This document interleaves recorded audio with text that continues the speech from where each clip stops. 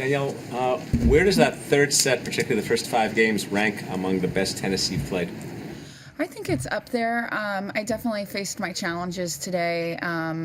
But yeah, I think I really got it together in the third set and went out with confidence and, kind of cleaned some areas of my game up. And yeah, I think it's up there. Does this all feel new to you, or do you feel, or whatever the opposite of new is, ready, or like you've been there before? How are you taking it? Yeah, this has all been a really incredible experience, and obviously it's my first time playing main draw here in Australia, so I think that's a little bit new to me. This time last year I was playing a challenger in Newport Beach, but yeah, I think I'm really embracing it, and it makes it a lot easier when you play in front of great fans and really good energy. So You had lost in your previous attempts at a Grand Slam, and you were 3 points from defeat in this first round. Why do you think it's happening for you now? I think I'm playing really good tennis, and I think I've put in a lot of hard work, and sometimes, at this level you're playing against, when I lost at the French Open, I played Wozniacki.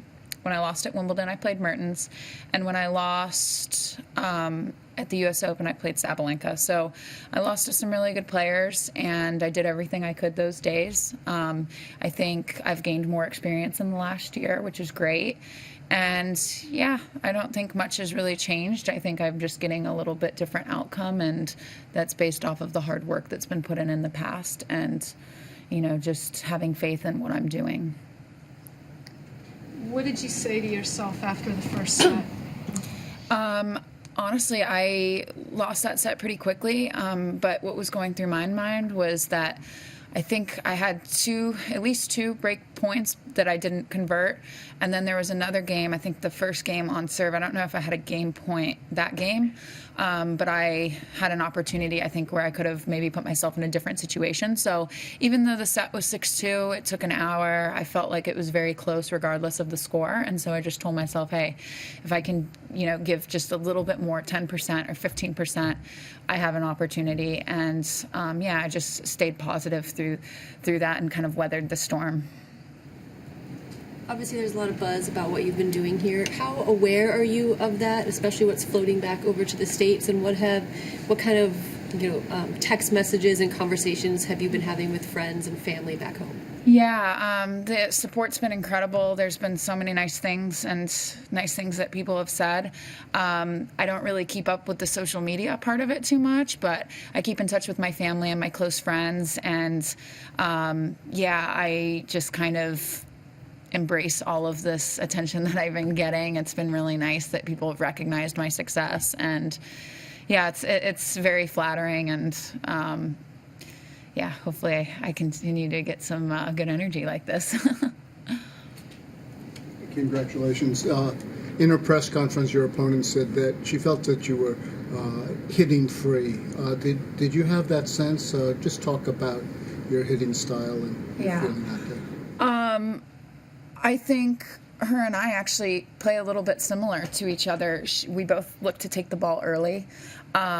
She came out in the first set, and quite frankly, the last couple matches I was in positions where I was really controlling from the get-go, and today she didn't really give me an opportunity in that first set to allow me to really take control.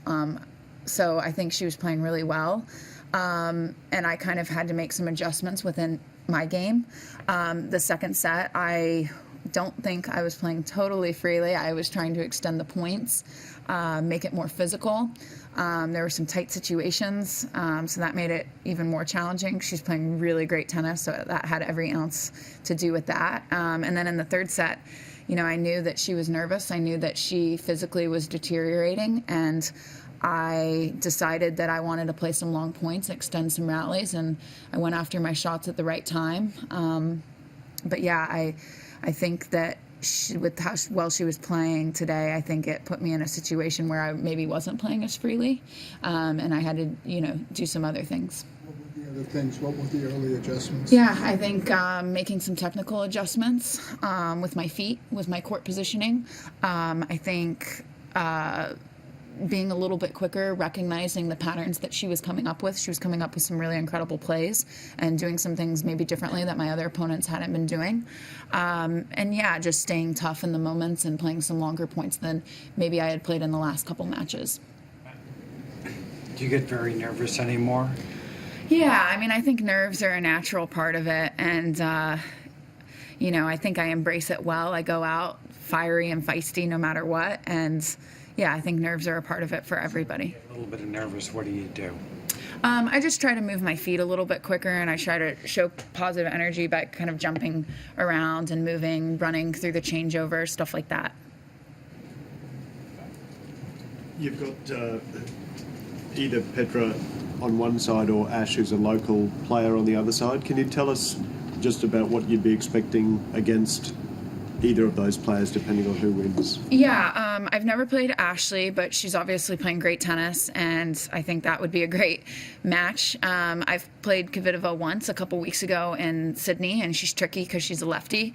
But yeah, I think no matter who I play, it's going to be an incredible battle and another great opportunity for me.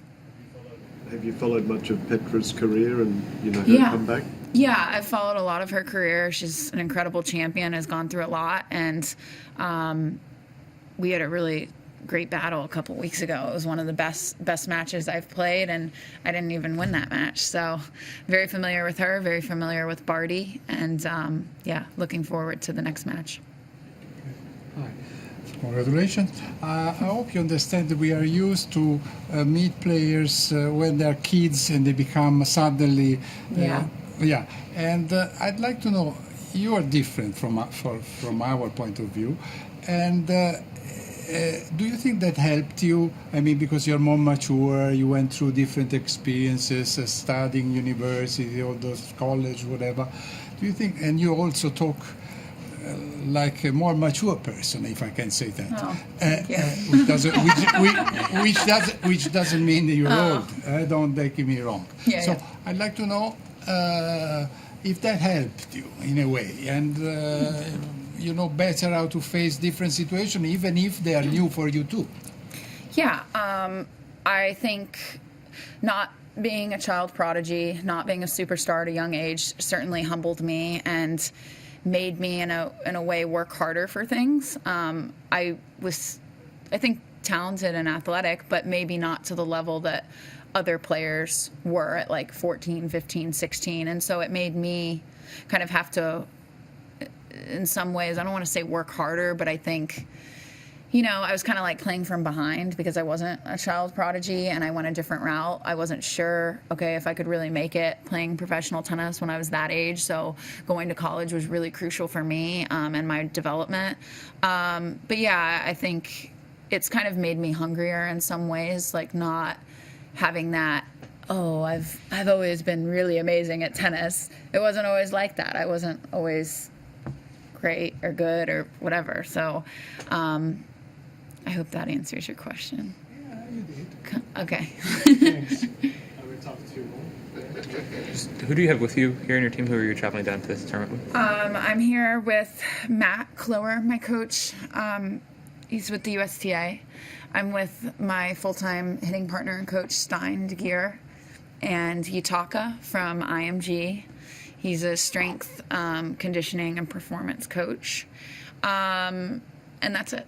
Yeah. In your box today, I guess Kathy maybe. Yeah, Kathy's always there for us, being the Fed Cup captain and head of women's tennis. And yeah, she's been at every match, which has been incredible. My cousin is here. I'm very close with her. She's one of my closest family members. So she flew all the way from Minnesota.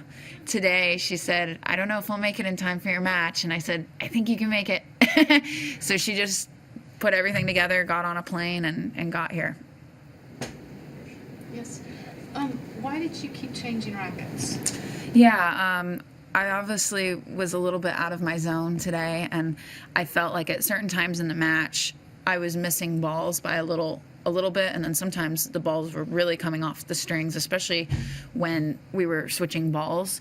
So I had all new rackets strung, and I'm trying to do a better job of using fresher rackets because I used to always kind of be like, I don't want to just cut strings out if it's not completely worn down, but I just kind of felt that sometimes they were a little bit loose today.